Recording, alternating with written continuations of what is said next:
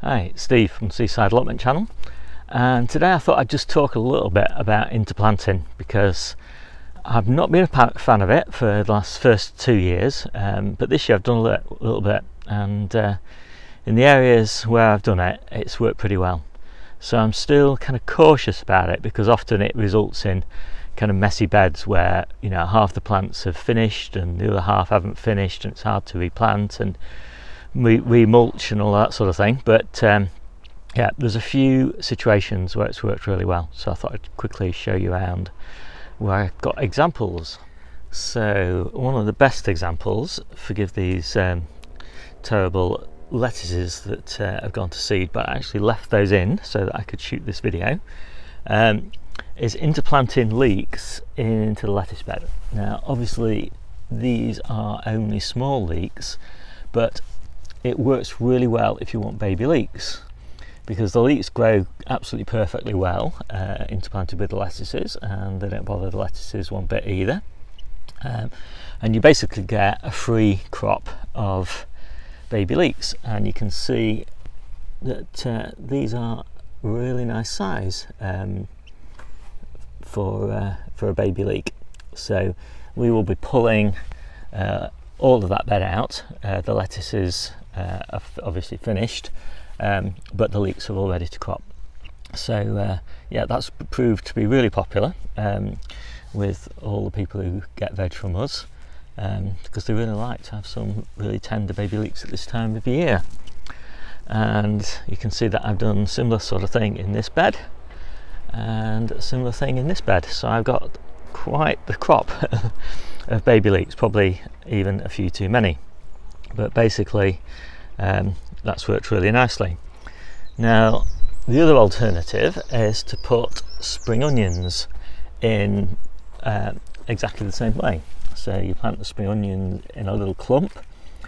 I always do them in modules, and put about 9 spring onions in a small module cell about that size, and then I pop them in every gap between the lettuces. And then basically by the time the lettuce bed is fully harvested, the little spring onions have all been harvested too. And well, it kind of depends on how many spring onions you eat, but that's kind of the case in ours.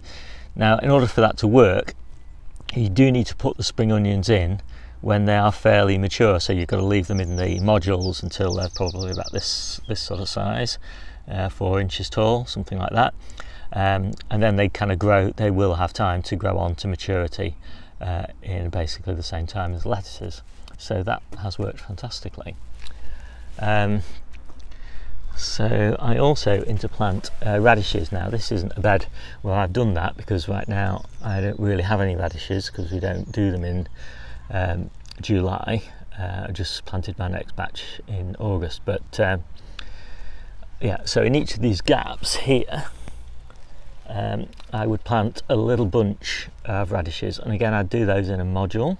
So I'd probably put 4 or 5 radish seeds in a module, and then just pop those in the gaps in between beetroot or in between onions or anything like that. And so you get a really nice free crop of radishes, and you pick them as a little bunch all at the same time, and so that works really well. So I've been really pleased with that. Now I don't have an example of this, but strawberries illustrate the point. So Debbie on her plot, she interplanted strawberries and garlic, and she got a fabulous crop of garlic and a great crop of strawberries at the same time. The garlic was planted slightly further apart than you would normally in order to interplant with the strawberry plants, but it didn't really matter because it was just a strawberry bed that just had garlic planted in it. So that's what I'm planning to do this year, is I should be planting strawberries in March time, and they will be planted into the garlic bed, which will be planted a little bit sparse. So we'll see how that goes, but if it goes as well as it did for Debbie, we shall have a fabulous free garlic crop in the strawberry bed.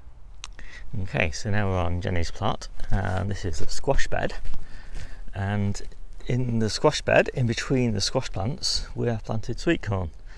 And apart from the fact we've had this weird situation where basically some of the side shoots have gone to seed, these are beautiful plants, and they have fertilised absolutely great, even though the plants are quite widely spaced.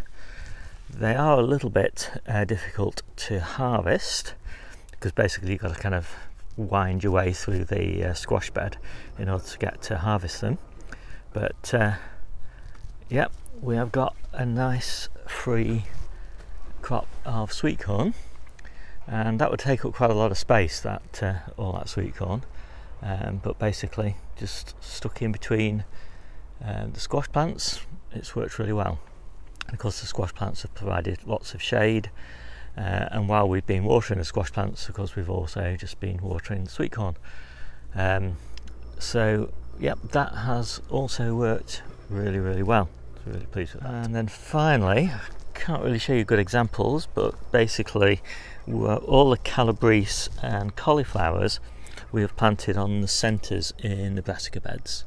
So I've not done that in this bed because it's too late for Calabrese now, but on each of these centre points here we would have popped a Calabrese in, and so the long-lived brassicas like the colettes and the sprouts and things like that would be at the corners, and the Calabrese would be on the centres and the cauliflowers on the centres, and then as the plants grow, the quicker growing Calabrese and cauliflowers would be harvested, and also some of broccoli as well we did that with, leaving lots of space then for the longer growing plants to spread out over time.